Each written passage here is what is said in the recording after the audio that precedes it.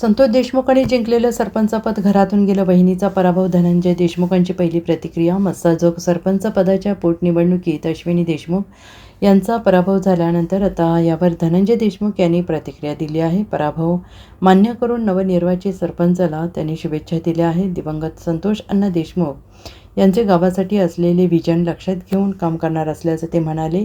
माझं आणि गावाचं संतोष अण्णा असताना जे कॉम्बिनेशन होतं ते नीट राहिलेलं नाही. संतोष अण्णांना न्याय मिळवून देण्यासाठी मला, कुटुंबाला आणि गावाला, सगळ्या लोकांना रस्त्यावर उतरावं लागलं. प्रत्येक वेळी प्रत्येक व्यक्ती मला वेळ देऊ शकत नाही. मला या प्रकरणात दिल्लीपर्यंत जायची वेळ आली आहे. भविष्यात जावं लागणार आहे. गावकऱ्यांना मला वेळ देणं झालं नाही. ही पराभवाचं कारण आहे. आता आमचा राजकीय वाद संपला आहे. आता आम्ही पुढे जाणार आहोत. गावाच्या विकासासाठी आम्ही मदत करायला तयार असल्याचं धनंजय देशमुख म्हणाले. गेल्या 15 दिवसापासून मस्साजोगमध्ये सरपंच पदाच्या निवडणुकीसाठी जोरदार प्रचार सुरू होता. या निवडणुकीसाठी स्वरूपानंद देशमुख आणि अश्विनी देशमुख या दोघांनी आपली ताकद पणाला लावली. या निवडणुकीसाठी काल मतदान झालं. आज सकाळी मतमोजणी झाली. स्वरूपानंद देशमुख यांनी संतोष देशमुख यांच्या पत्नी अश्विनी देशमुख यांचा 92 मतांनी पराभव करत या निवडणुकीत बाजी मारली.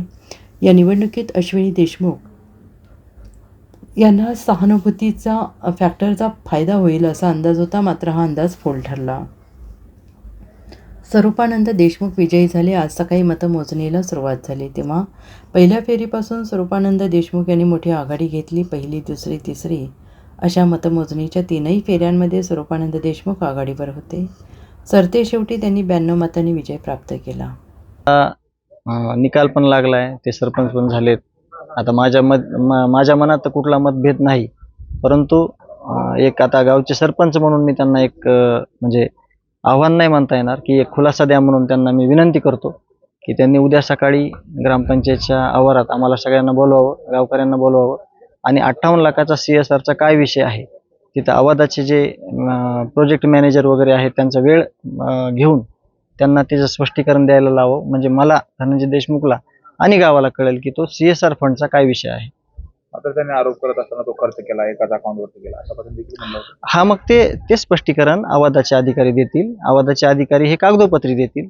म्हणून तेच मी म्हणतो की त्यांनी, म्हणजे मलाही कळेल, कारण माझ्यावर पण मी ब्लेम घेऊन राहू शकत नाही. त्यांनी हा स्पष्टीकरण त्याचं पुराव्यानिशी उद्या द्यावं अशी मी त्यांना विनंती करतो.